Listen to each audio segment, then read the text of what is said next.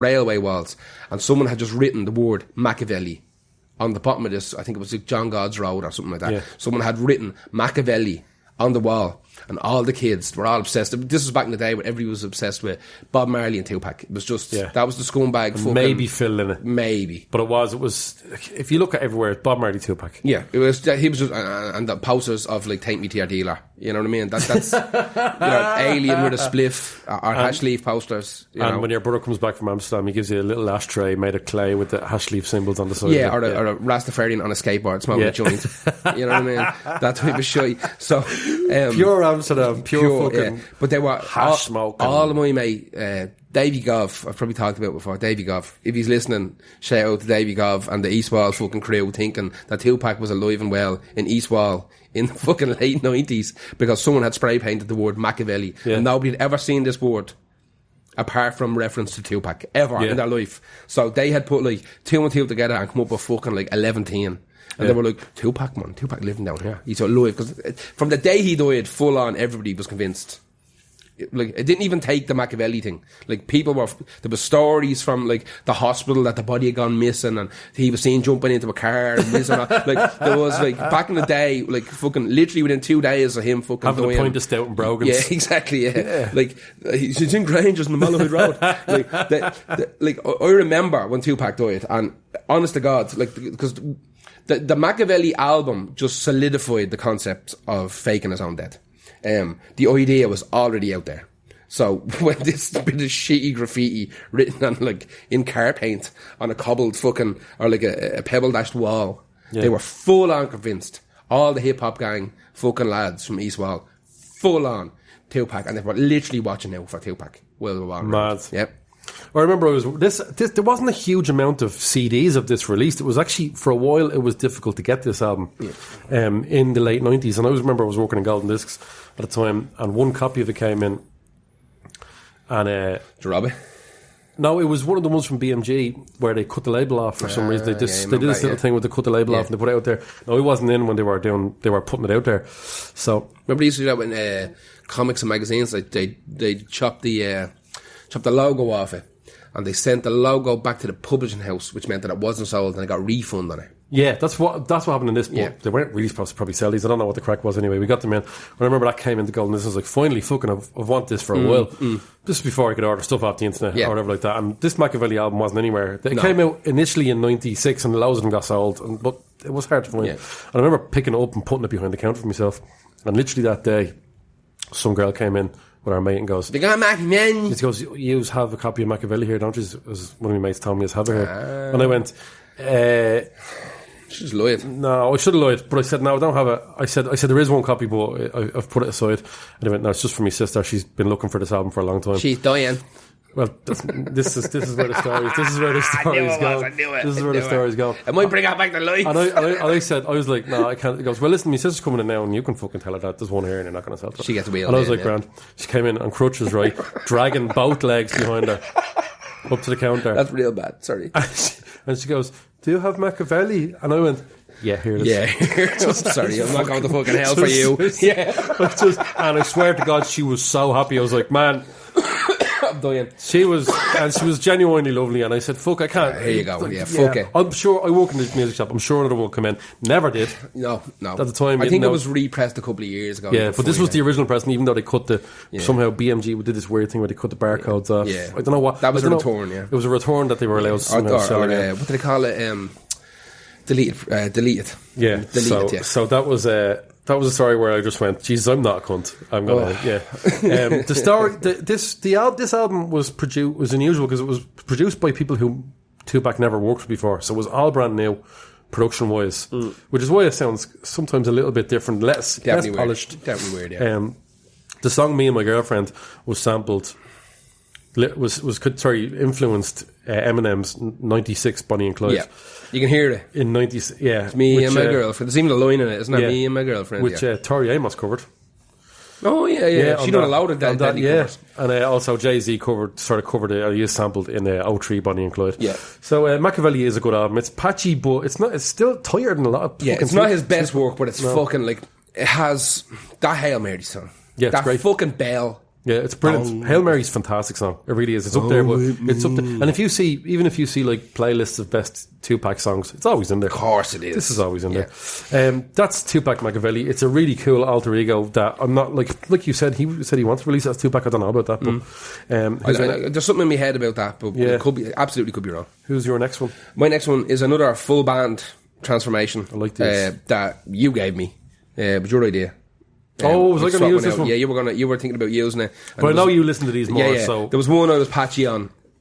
I was going to use Green Day had an alter band called The Network. That loads of them. They had Boxcar Racer. No, that was your man Blink 182. They had another one. Fucking Armitage Shanks. I know that's a Green Day song. They had another one. I can't remember what it was called, and it was kind of they put out a couple of garagey albums under a different name. But they came up with one called The Network, which is like kind of an electronic-y type of thing. I didn't even listen to it, so I'm glad I got you came up with this one. No, I had it on my list, and I was like, "Fuck, man! If you don't want to go with Mario," so, and you were like, "Yeah." The original band is the Bronx, and their alter ego is Mariachi El Bronx. This is absolutely another case where their alter band is bigger than the actual band. That's crazy, yeah. It's fucking mad. Well, that was it is. Like Frank Sidebottom, the XTC one, they just blew up bigger than... So originally when Mariachi El Bronx started putting out albums, they just done covers of Bronx songs. That's the way it started. Now, the whole thing is that all these guys are kind of Latino dudes, and they grew up listening to punk rock and hardcore and metal. But they also, because they grew up in like East LA or wherever the fuck it was, they had their whole culture was that kind of Mexican culture with mariachi music. We should just say that the Bronx, the punk band, are incredible. Fucking insane. They're so good, man. And I saw them live, one of my favourite gigs of all time in Whelan's. That's seeing the Bronx. That song, Heart Attack American, is one of the most. Like, if you were in your house and your album was standing at the top of the stairs shouting at you, and this song came on, you'd full on run up the stairs, Hurricane Rana, or down the stairs. Bang! Yeah, and then kick your man down the stairs. Macho Man elbow or off the top stairs. Fuck you, man! Yeah, full of, fuck you, man! Fuck you, man! The Bronx are playing, you stupid bitch. But the Mariachi El Bronx do not elicit that response. They have, like I said, they started off doing Bronx songs, their own versions of it, and eventually start doing their own songs. This song is called, it's one of their big songs, called 48 Roses. It's very, very good. What's kind of cool about it is that they sing it in English. Yeah. They don't do it in all the songs, but they do it in this particular song. It's sang in English, and it's so fucking soulful. Yeah. Like I find the problem with I like a lot of mariachi music, but I don't know fuck all about it. Cause again, we've never been influenced or exposed to it before. So like when you do hear it, you go, that's really fucking good. I love those big acoustic bass guitars. The most thing we'll ever see is we're watching a movie and someone's eating in a Mexican restaurant and a mariachi band come up beside them and play on their birthday. That's literally the full exposure that I've ever had of a mariachi band. Yeah, exactly. Or Desperado, the movie. Or possibly La Bamba. Exactly. Shit, Fucking... Lou Diamond Phillips' band. Are they mariachis? Yeah, they would have been, yeah. Los Lobos, they're more of a rock and roll, but yeah, they definitely have mariachi influence. So, my first exposure to mariachi music, there would have been two. There would have been the movie Mariachi, which was remade into Desperado. Yeah. Which is a Robert Rodriguez movie. Antonio Banderas. Did he do both of them, didn't he? He did the original and Desperado. No, he didn't. No. You sure? Yeah. I thought he did Mariachi and Desperado. No, there's a different dude in Mariachi. Oh, right. Almost. No, and that's the actor, but I'm talking the director. Yeah. Rodriguez's first kind of proper movie he ever made was Mariachi, or El Mariachi. That's what I'm saying, though. Did he do Desperado? Yes. Yeah, that was when he got a few bob. But that original actor was good, but then they went, no, we need Antonio Banderas. Yeah. So. And to be fair, Banderas is great. He was great, mate. And the second one would have been From Dusk Till Dawn. Would have had elements of that as well. Like that song, the song From Dusk Till Dawn that the band are playing before it's so good. It's great. It's so good. I learned how to play that on guitar. Did you? Yeah, and I also learned how to play the Desperado. I could do it now, my fingers will remember how to do it. This is where it gets kind of cool. Robert Rodriguez launched his own TV channel a couple of years ago called El Rey. Right. I think I heard about this. Yeah. Because I have a lot of time for that guy. He seems like a decent fucking dude. Robert Rodriguez is also mad into pro wrestling. So, he commissioned a wrestling group called Lucha Underground. No way. Is that something to do with him? That's Robert Rodriguez's wrestling group. I do love luchador wrestling. Yeah, it's great. It's amazing. And so Robert Rodriguez's TV channel, El Rey, hosts Lucha Underground, which he is also involved in, and the bands that play in the interludes during Lucha Underground are Mariachi El Bronx. No way. So they're on that wrestling TV show, and they do loads of bits and bobs. It's almost like a Tonight Show where they cut the Paul Schaefer fucking doing this, you know, that type of shit. They cut the Mariachi El Bronx class. Doing music. Sometimes they do the music for the walkout. It's all this kind of shit. They also have a cool little connection with one of my favourite bands. Is that both bands, the Bronx and Mariachi El Bronx, both of their first albums were released by Swami Records, which is John Reese, the singer from Rocker from the Crypts record label. He put them out. Like rock, I'm fucking monstrous Rock from the Crypt fan. I just can't get enough Rock from the Crypt. It's literally the noise my brain makes when I'm quiet. Like when I'm not thinking, my brain just starts playing Rocket from the Crypt songs. I can't help it. It's the only proper use of a fucking trumpet I've ever heard. Yeah. Trumpets and saxophones, all that. It's the only proper use of them I've ever heard. Get them out of ska, put them back into this. Happy days. Mariachi El Bronx actually played Dublin last year in the Workman's Club, and nobody knew.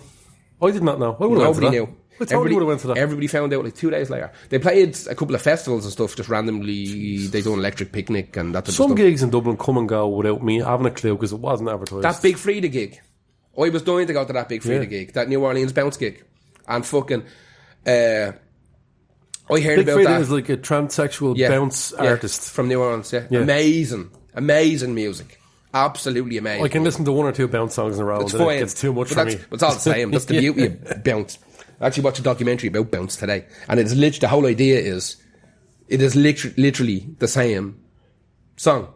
Like the first, they all have the same bounce feel to them. Yeah. Well, the first 10 bounce songs all used the same backing music. A song called Trigger Man. Now, Trigger Man is not even the name of the song. There is they call it the Trigger Man sample, and it's that boom boom boom boom boom boom boom, that weird 808 snare with the pitch turned up in it. Yeah. Very interesting, but we're not talking about that. That's for another podcast. Yeah, we have to do one of those kind of weird genres because there's loads of those I love. But the fact that Swami Records, who put out some fucking amazing fucking records. John Reese, otherwise known as Speedo, is the singer from Rock from the Crypt. He's also the singer in the Night Marchers. He's also They've been on the podcast as well, haven't they? Night Marchers have side projects. So good. He's also in Hot Snakes. I had to check a few of these off the side projects list. Yeah. Just to make sure we hadn't crossed over. Yeah. But there's definitely stuff we've talked about in this podcast that we 100% have talked about before. That's the nature of, it's the nature of fucking music. We're putting out so much class content. Patreon.com/The Lost Art Podcast. But that is Mariachi El Bronx. I have a note here written still about Machiavelli and Eastwall on the bottom of this page. But yeah, Lucha Underground, I think Mariachi El Bronx put out maybe 3 albums. They generally plan to do a Bronx album and then they do a mariachi album. But they said to themselves that because they grew up listening to mariachi music, but they were mad into hardcore punk, they wanted to do hardcore punk albums, but they also wanted to do mariachi albums, but they couldn't figure out a way to cross-contaminate them. So they just said, fuck it, we'll keep it separate. Yeah, nice. Right, here's your next one. My next one is a weird one because it's almost an opposite. So it's Hannah Montana, Let's Get Crazy. This is someone who came out as an alter ego and had to carve her own self back from that. Yeah. I didn't know anything about Hannah Montana though. So I was kind of like, right, this is weird. I knew that it was going to be a reverse one where Miley Cyrus, I keep calling her Miley Ray Cyrus. It's not Miley Cyrus. Miley Ray Cyrus. But come on. It is, let's be honest. Yeah. Hannah Montana is the alter ego of Miley Stewart. He was a character in a Disney show. So I didn't know this already. It was already an alter ego. This is egoception. Yeah? It's exactly. So it's kind of fucking meta. So just a quick breakdown of what I learned the other day because I had to research what the fuck Hannah Montana was. And Hannah Montana is a character called Miley Stewart, who is played by Miley Cyrus, who has a daytime regular shift as a teenager, living going to school and stuff like that. And in the rest of her life, she is Hannah Montana, a famous pop star or whatever like that. So this was where it got fucking shaky. So not only did Miley Cyrus have to kind of create another character of herself. She had to come out and do her own music. So what happened was Miley Cyrus's very first solo album